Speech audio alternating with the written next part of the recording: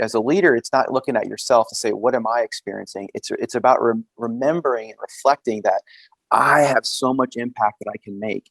And when I make that impact, I've got to be my best. And I have to not take for granted what other people are experiencing.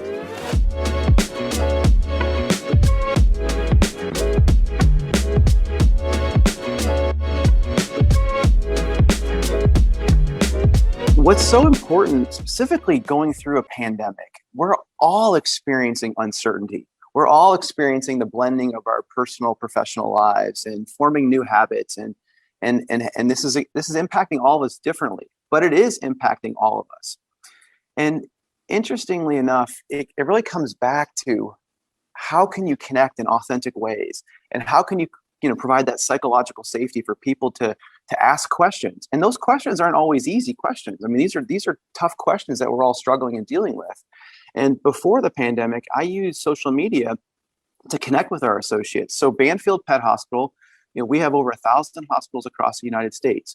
We're in 42 states, Washington, D.C., Puerto Rico. We have a teaching hospital in Mexico City.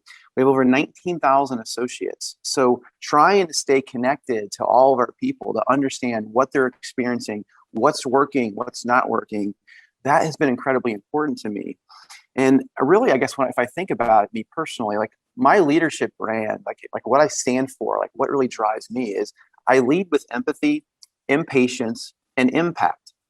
And empathy shows up for me of how can I connect in authentic ways with all of our associates. Now, maybe I can't connect with all 19,000, but I want to have an outlet in which I can connect to all of our associates.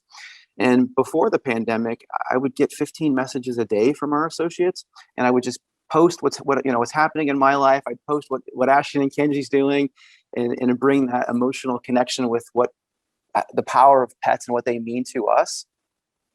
And then during the pandemic, that was a way to connect, because I could not only connect with people and through conversation, but I can also see what's happening in our hospitals based on our hospitals posting on what's happening in their lives. And that type of interaction is invaluable. It gives me insights in terms of what's happening. It gives me the opportunity to connect and listen to our people. And when you can have that love of connection, it reinforces either the decisions we've made or the direction we need to head based on what's best for our associates. When I talk about the communication trees, we would communicate everything out. Here's everything that we know around, whether it was the pandemic, the economy, what our associates were experiencing, our hospitals, our markets, the states, et cetera. And then we spent just as much time saying, now what's on your mind? And through all of our levels of the organization, we did that. We did it every single day for months. And it was important that we invested that time to keep people as informed as possible and to listen to what's on their mind. And then that next day, we would then give answers to what's on their mind. And once I really believe like our associates understood that not only is my voice being heard, but I'm part of this conversation. And being part of the conversation, while it's still difficult, while it was still unfortunate to be in a pandemic, there's some level of involvement and power that you're at least part of the conversation versus things are just happening to you. Using empathy has, in my opinion, has probably never been more important, because this is not just about us.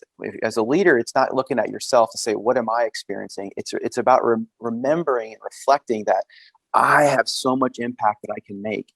And when I make that impact, I've got to be my best.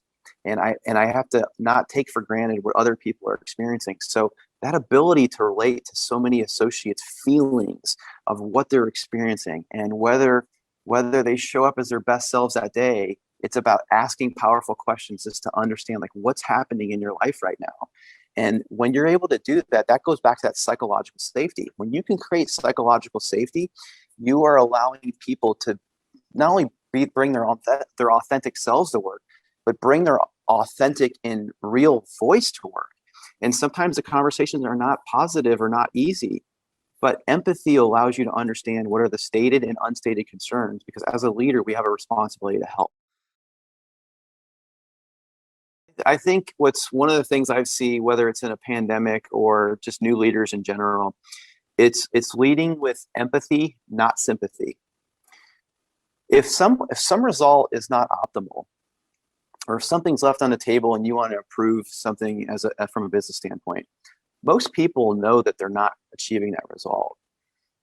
It's about asking powerful questions and using empathy to understand what is or isn't happening so you can help them achieve those goals.